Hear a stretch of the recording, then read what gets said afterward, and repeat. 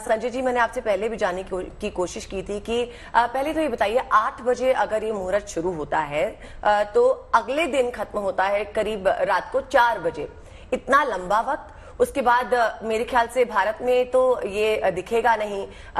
ग्रहण होता है तब भी हम यही बात करते हैं, अमावस्या है, चांद तो वैसे ही नहीं दिखेगा। तो कौन से देशों में दिखने वाली है अमावस्या, जो जिसमें थोड़ी सी छाया जो होती है चंद्रमा के ऊपर, वो? और सबसे बड़ी बात यह कि आज के दिन ऐसा क्या खास करना चाहिए, एक सरल सा उपाय, कि दुष्प्रभाव आपके ऊपर ना हो और आपको सारे लाभ और फायदे मिले? जी देखो, हमारे जीवन में दो पक्ष होते हैं, एक शुक्ल पक्ष होता है और एक कृष्ण पक्ष होता है। तो पूरा ब्रह्मांड जो है एक ही है, और अमावस्या जब आती है तो उसको हम कहते हैं अंधकार का प्रतीक। उस वक्त जो है चंद्रमा जो है शांत हो जाता है, दिखाई नहीं देता, और सूर्य जो है वो तेजस्वी हो जाता है। तो जब सूर्य और चंद्रमा का जब मिलन होता है उस दिन अमावस्या तिथि का प्रादुर्भाव होता है। परंतु अभी क्या है कि सूर्य, चंद्रमा, मंगल, ये सारे ग्रह जो है एक साथ 4 ग्रहों का योग बन रहा है, और सर्वार्थ सिद्धि योग भी आज के दिन बन रहा है। हमारे यहाँ 27 नक्षत्र हैं और उनमें एक अभिजीत भी है, और 27 × 4 तो आप देखिए कि 108 होंगे। तो 108 परिक्रमा का विधान जो है आज के दिन करना चाहिए। और आज के दिन सूर्य की पूजा के साथ साथ जो है सूर्य के मंत्र का जाप भी जरूर करना चाहिए, चंद्रमा का मंत्र का जाप भी करना चाहिए।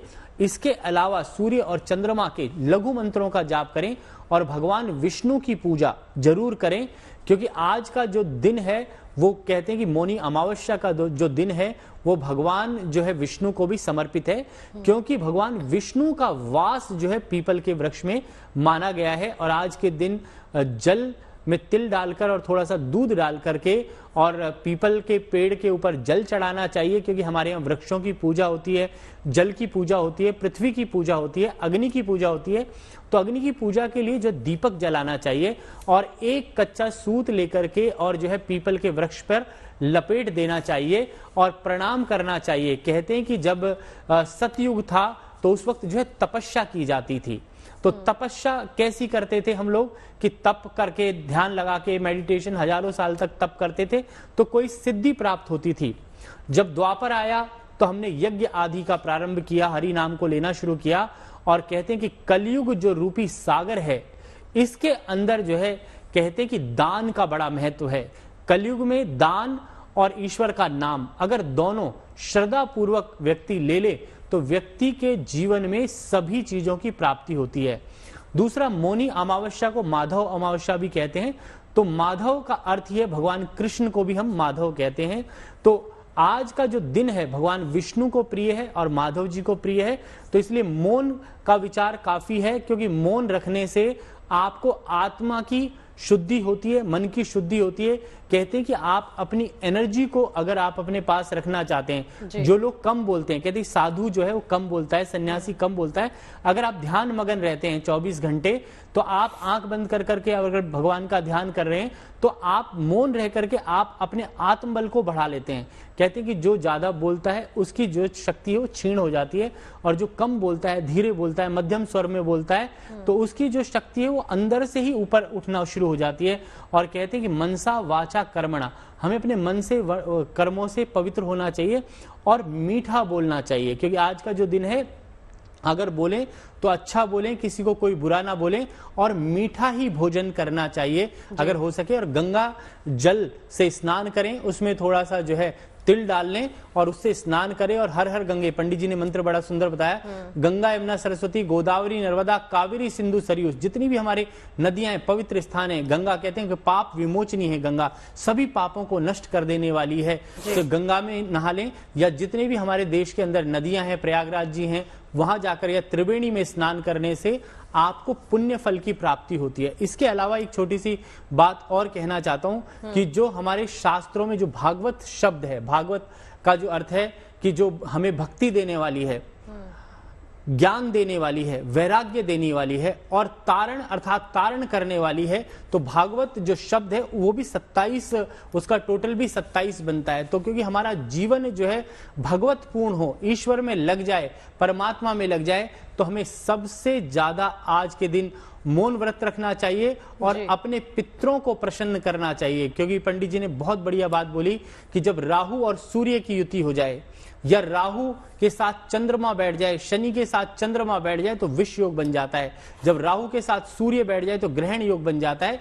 तो जब आपके जीवन में पितृ दोष लग जाए तो आपके जीवन में संतान उत्पन्नता, कहीं ना कहीं कोई ना कोई बाधाएं आपके जीवन में आना प्रारंभ हो जाती हैं।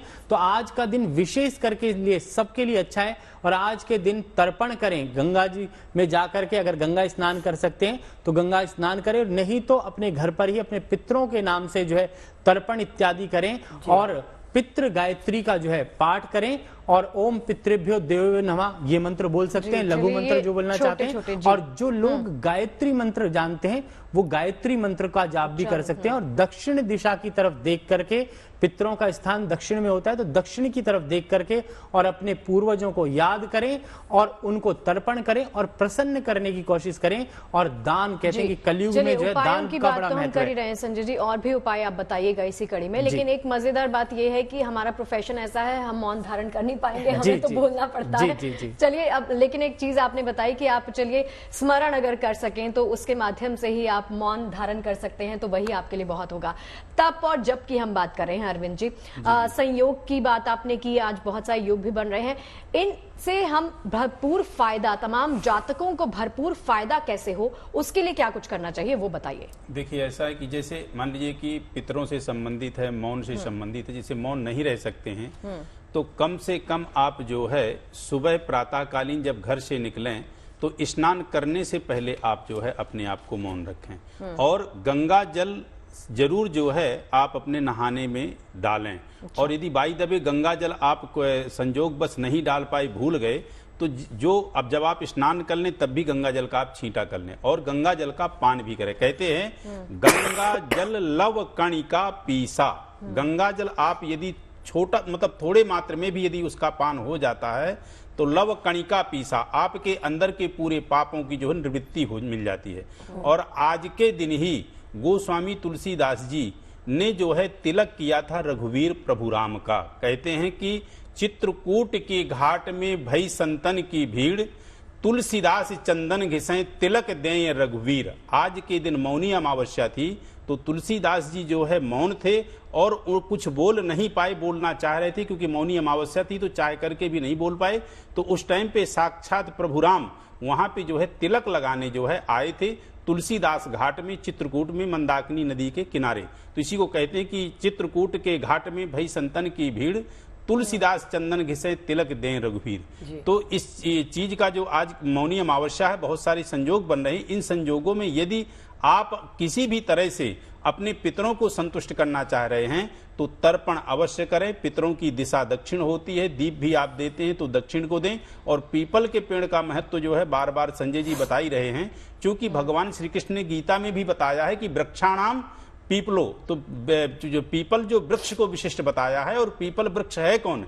पीपल वृक्ष जो है वह पिपलादिक एक ऋषि हुए। और पिपलादिक किसके पुत्र थे? पिपलादिक जो है जिनने आप जो है देवासुर संग्राम में मारने के लिए इंद्र का जो वज्र बना वो दधीची की हड्डियों से बना। तो दधीची के पुत्र जो थे उन्होंने अपने पुत्र को पीपल के पेड़ में रख दिया था, तो वहां से उनका नाम जो है पिपलादिक ऋषि पड़ा और पीपल का पेड़ की महत्वता वहां से और अपनी विशिष्ट हो गई।